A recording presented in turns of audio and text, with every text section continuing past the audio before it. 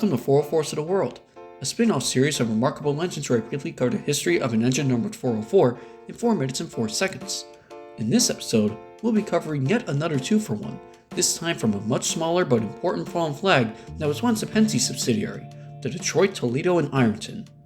Even though the latter of the two 404s has much more info than the first, the former of the two engines highlights a little known fact of the railroad that's related to the greater history of the inspiration for my channel name, while the latter has an extensive history working for several railroads across the country. So with all that out of the way, let's begin.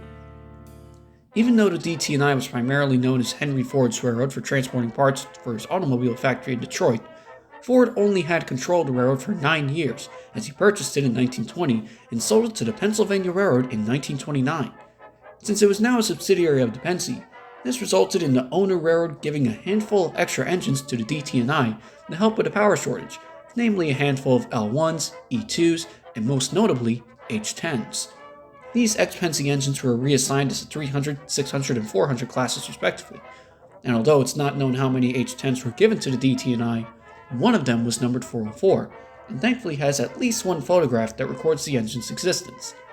It's assumed that 404 along with the other ex-Penske engines assisted with the railroad's existing steam engines on various duties as some of the last mid-sized steam engines purchased by the DT&I, until the eventual dieselization of the railroad in the 50s, which resulted in these steam engines being scrapped, but thankfully not without a trace. Less than 20 years later starts the story of the next and much more well-known 404, namely the second-to-last GP40 built in an order of 6 engines in 1968,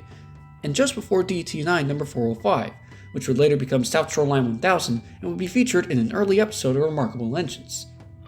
Similar to many other railroads at the time, the GP40s were purchased to supplement and replace older first-generation diesels that replaced the original DT&I 404,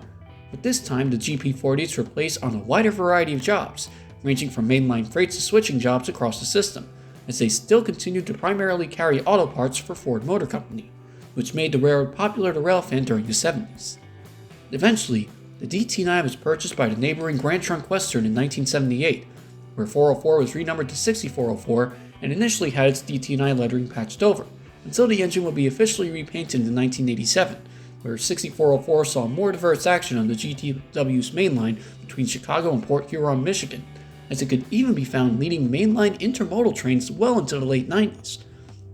Eventually, the Grand Trunk would be purchased by the neighboring Canadian National in 1999, who deemed the GP40s as surplus as they were sold to Progress Rail Leasing, or PRLX, where 6404 was converted into a non-powered slug, painted tomato soup red, and was given an unusual front window extrusion for unknown reasons.